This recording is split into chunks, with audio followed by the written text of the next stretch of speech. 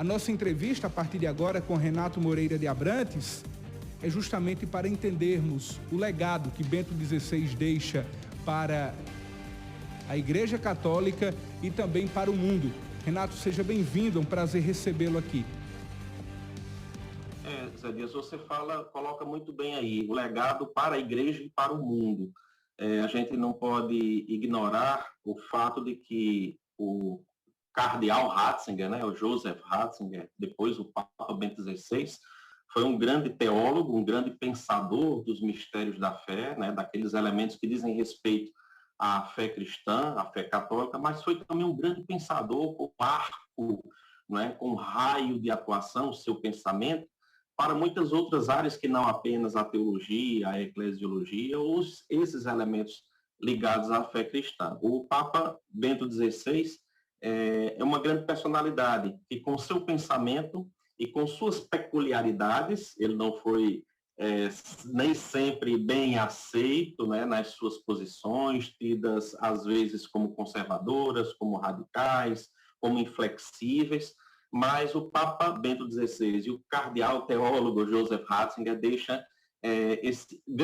grandes legados. Qual é o grande legado? Fica até difícil a gente dizer assim, é apenas esse aspecto.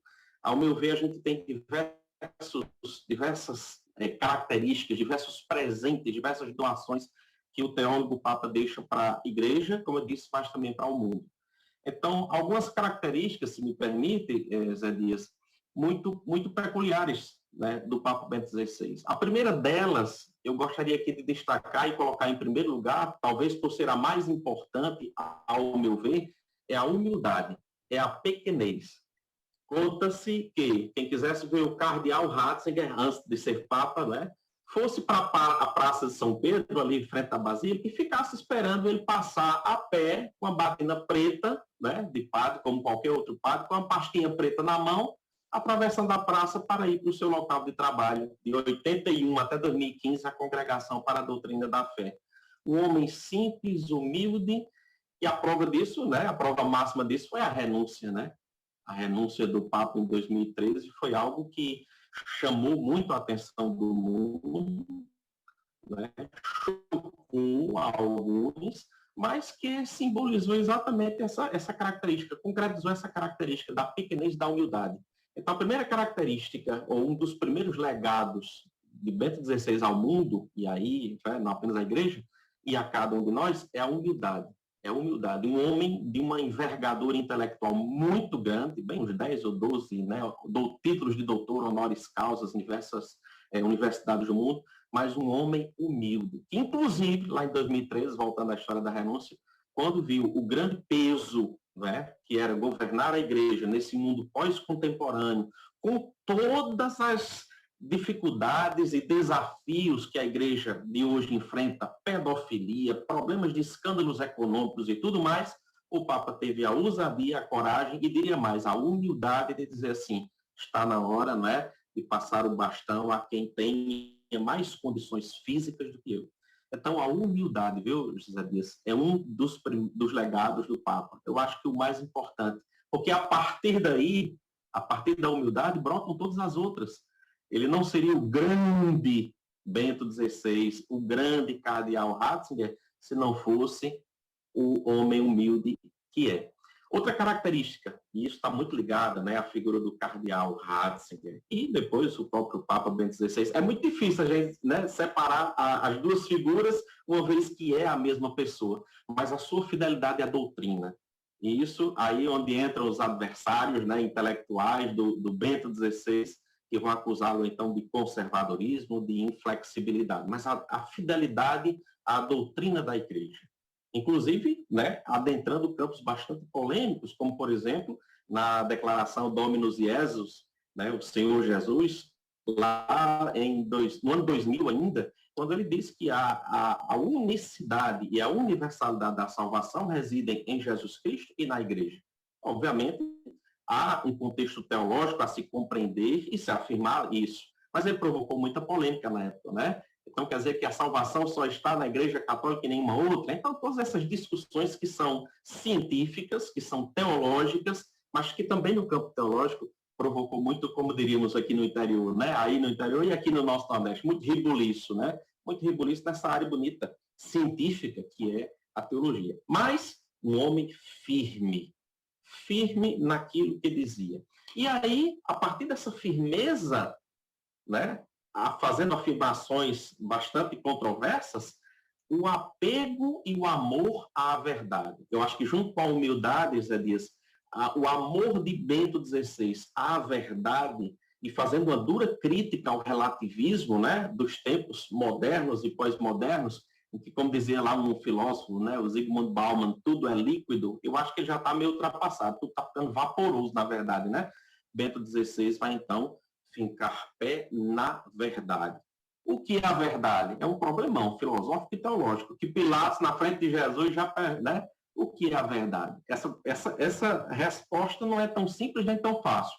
Bento XVI coloca, a verdade é Jesus Cristo.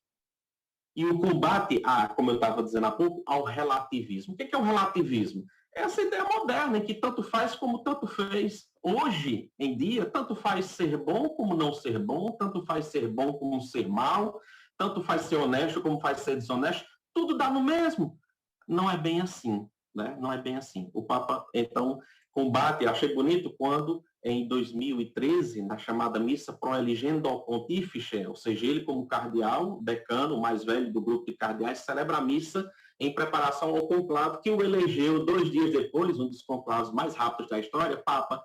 Ele vai então falar, e usou essa expressão que ficou aqui no meu ouvido, na minha mente e no meu coração, criticar a chamada ditadura do relativismo. É impressionante como hoje a gente tem que ser relativista. Se a gente não for relativista, a gente é careta, a gente é brega, a gente é ultrapassado. Não ao relativismo. Sim às verdades absolutas. Isso aqui é palavrão em alguns ambientes. No contexto acadêmico, por exemplo, né? Falar em uma verdade absoluta e não relativa, isso é uma espécie de palavrão. Bento XVI não se incomodou em incomodar, né? Então, outra característica, outro legado, isso para quem teve a honra de conhecê-lo mais de perto, sabe qual é, Zé Dias? A gentileza. A gentileza. Um homem tímido, muito acanhado, não sei se vocês lembram lá, aqui está bem vivo na minha memória, quando ele vai para o balcão, eleito Papa, né? Vai para o balcão da capela da Basílica de São Pedro, não sabe nem acenar para o povo, coitado, tímido, né? E era sempre assim, quando ia perante as multidões, ele nem sabia acenar, tão tímido que era. Humilde, fiel, mas também gentil. Toda palavra, né? Todo o diálogo de Bento XVI, cardeal e já Papa, ele sempre encerrava com muito obrigado, muito obrigado, muito obrigado. Quem teve essa honra de conhecê-lo presencialmente, pessoalmente, destaca isso. Eu conheci muita gente que o conheceu, eu não tive essa honra, mas um homem afável, um homem adorável, um homem amável, um homem delicado, um homem gentil. Ao contrário do que aparenta, né? Eu estou aqui com um quadro, né, que eu tenho dele, essa cara feia de alemão, né? Acusado de ser nazista porque pertenceu à juventude hitlerista. Como fazer diferente? Se na época todo jovem entre os 14 e 15 anos tinha que, né, ser da juventude hitlerista. Ele vivia sob o regime hitlerista. Então, meu bom amigo, eu acho que essas características elas representam bem o cardeal Ratzinger, o Papa Bento XVI. Renato Moreira, inclusive, quando falamos do Papa Bento XVI, claro que nós lembramos, né, do ato tão corajoso que ele tomou de reconhecer a sua fragilidade e renunciar, reconhecendo de que naquele momento ele não tinha mais forças de erguer e de comandar a barca de São Pedro, e naquele momento era eleito o Papa Francisco. Algumas pessoas naquela época chegaram a acreditar de que haveria uma divisão na igreja, um grande cisma por conta da renúncia do Papa Bento XVI. Mas quando Francisco assumiu realmente o pontificado, nós vimos a união dos dois, o respeito mútuo, tanto do Papa emérito, que assumiu realmente e ficou às escondidas, e nós vimos o protagonismo do Papa Francisco, que assumiu a igreja a partir da renúncia do Papa Bento XVI. Claro que com visões diferentes de mundo, mas em alguns episódios também a visão de Bento e de Francisco se encontrando também. Zé Dias, não foi só Francisco que aceitou Bento, né? Foi Bento que aceitou Francisco também. A humildade do Papa Bento, ela é também extraordinária. E ele dá uma lição aos senhores bispos, que inclusive alguns quando renunciam, continuam na própria diocese, às vezes, viu, dando trabalho ao seu sucessor, dando pitaco, se metendo onde não é chamado. Às vezes isso acontece. Bento XVI dá um exemplo para os eméritos, como ser um emérito.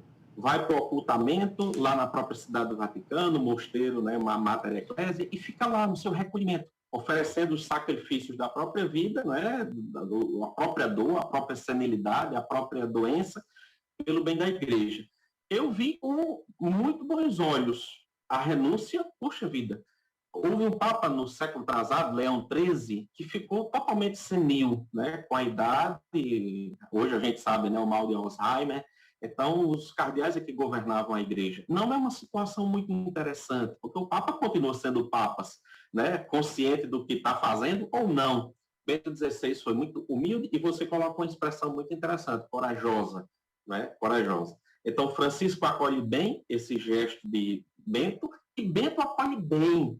Então, Bento não vai fazer oposição a Francisco. Infelizmente, a gente vive hoje num mundo muito polarizado, e a igreja está no mundo, a igreja não está lá na lua, a igreja está aqui na terra. Né? Os que compõem a igreja somos todos nós que, às vezes, nos deixamos levar por certas polarizações e acreditamos que a vida interna da igreja também reproduz tudo aquilo que de ruim, né, existe no mundo. Essa polarização eclesial, lamentavelmente, ocorreu. Quanta gente não ataca, né, não joga pedra em Francisco, acusando-o de ser isso e de ser aquilo, assim como tanta gente jogava pedra em Bento, acusando-o de ser isso e de ser aquilo. Eles dois nos deram um exemplo formidável.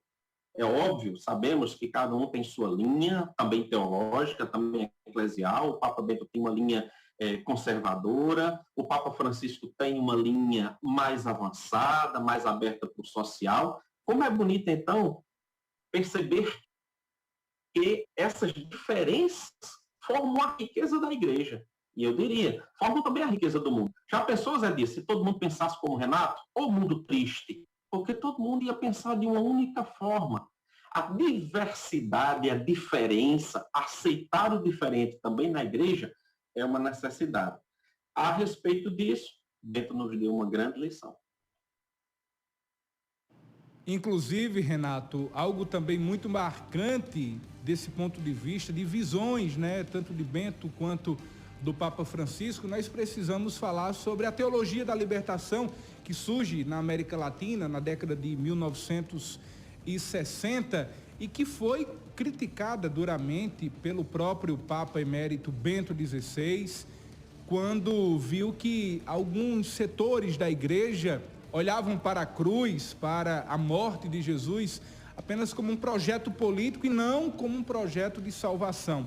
Nós vimos também o posicionamento do Papa Francisco de dizer de que na teologia da libertação existem aspectos positivos também. Então, visões diferentes, mas que ambas entram nesse consenso de olhar, por exemplo, para a teologia da libertação e enxergar também algo positivo nesse sentido. Zé Dias, a respeito da teologia da libertação, é um ponto muito interessante que perpassa a vida de Francisco, cardeal aqui de Buenos Aires, não é? Nosso conterrâneo latino-americano, que perpassa a vida de Bento XVI, Ratzinger, e que perpassa a vida também de João Paulo II. O melhor e maior assessor de João Paulo II teológico foi o cardeal Ratzinger. E o Padre Gervásio, nosso querido Padre Gervásio, gosta de dizer, o melhor teólogo assessor de Bento XVI foi também Ratzinger, né? Aquela história de duas figuras numa pessoa só. Mas veja, é interessante a gente ver João Paulo II fazendo elogios à própria teologia da libertação, qualificando-a como útil e necessária. O Papa Bento XVI, já Bento, né? Ao fazer considerações a respeito da teologia da libertação, e criticando, evidentemente, elementos marxistas que se infiltraram nesse tipo de posição ideológica, eclesial, a luta de classes, por exemplo, que não tem tanto cabimento dentro de uma vivência eclesial, vamos matar os poderosos e tomar o lugar deles. Isso aí é Marx que fala. Não faz tanto sentido esse tipo de pensamento dentro da igreja. Mas o próprio Bento, que critica o marxismo e também o liberalismo econômico, ele vai fazer uma ressalva e dizer assim, olha, a opção preferencial pelos pobres, que expressão interessante, né? É ver Francisco falando, mas é Bento. A opção preferencial pelos pobres é evangélico, é de Jesus Cristo e é da Igreja Católica. Então, precisa ter muito cuidado.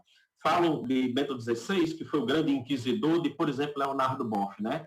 Em Brasília, eu fui aluno de um sujeito, hoje bispo, arcebispo, que estava presente na sessão de julgamento de Leonardo Boff, lá no Santo Ofício, lá na Congregação para a Doutrina da Fé. E ele simplesmente disse, olha, foi um ambiente, um momento mais sereno e tranquilo possível. Ratzinger, inclusive, na Alemanha, foi orientador do jovem seminarista religioso franciscano Leonardo Boff, né? Então, precisa ter muito cuidado quando se fala assim, teologia da libertação. Os papas, quando se debruçam sobre ela, é interessante como fazem severas críticas, evidentemente, a todo aquele colorido marxista, que não é saudável em se tratando de vivência eclesial, mas fazem ressalva aquilo que é de nosso Senhor Jesus Cristo. Os pobres, os mais simples, os pequenos, aqueles que não se fazem humildes por causa do reino de Deus. E aqui, evidentemente, a gente não está falando somente de dinheiro. O rico financeiramente não vai entrar no reino dos céus. Você conhece, e eu também, ricos que são realmente pobres. Gente que tem muito dinheiro, muitos bens, mas realmente se fazem pobres. Eu conheço, você conhece, nós conhecemos muita gente. E o contrário também, né? Pobrezinhos que são ricos e que não entrarão no reino dos céus. É preciso a gente ter um certo cuidado, e os papas tiveram cuidado quando trataram da teologia da libertação, ao falar da opção preferencial pelos pobres e da preferência, da predileção da igreja e de nosso Senhor Jesus Cristo pelos mais humildes. Verdade, verdade. Inclusive, Renato, o Papa Emérito Bento XVI, ao renunciar, ter essa coragem de renunciar o papado, ele abriu, inclusive, esse precedente. O Papa Francisco, atualmente, ele que assumiu o papado com a renúncia de Bento XVI, ultimamente apresentou também algumas fragilidades próprias por conta de problemas de saúde. Algumas pessoas chegam a comentar de que Francisco, inclusive, pode ter a mesma decisão de Bento XVI de renunciar quando ele achar que não tem mais forças para segurar a barca de São Pedro da Igreja Católica. Renato, acredita que o Papa Francisco pode tomar a mesma decisão de Bento XVI ou não? Que é pesada, que sofre muitas intempéries e pancada de vento e de onda por tudo que é lado. Se Francisco entende em sã consciência que deve renunciar, que renuncie, faça como Bento e faça como os bispos no mundo inteiro são obrigados, né? Aos 75 anos eles são obrigados a renunciar. Isso é algo natural e normal na vida da igreja. Mas os escritos de Bento, recomendo para quem quiser conhecer um pouquinho mais o pensamento dele, Jesus de Nazaré, em 3 volumes, que é uma grande catequese sobre a figura central da Igreja Católica, que é Jesus Cristo. Mas me permita também, eu sou vaidoso com meus livrinhos, viu? Um professor aqui da Faculdade Católica de Fortaleza, o professor Rudi Assunção, fez um doutorado em Sociologia, abordando o seguinte tema: Bento XVI, a Igreja Católica e o espírito da modernidade. Então, aquilo que a gente falava há pouco, né? Bento XVI trafega não é só entre filosofia e teologia, não. Direito, política, economia, sociologia, religião, dentre tantas outras coisas. Então, quem quiser, não estou fazendo aqui propaganda do livro, não, viu, para comprar nas Paulinas, de forma, não recebendo comissão, não. Mas estou sugerindo a leitura. Vale a pena. Apesar de ser uma tese doutoral, tem uma linguagem bastante acessível que nos dá a conhecer a grandiosidade do pensamento de Ratzinger, Bento XVI.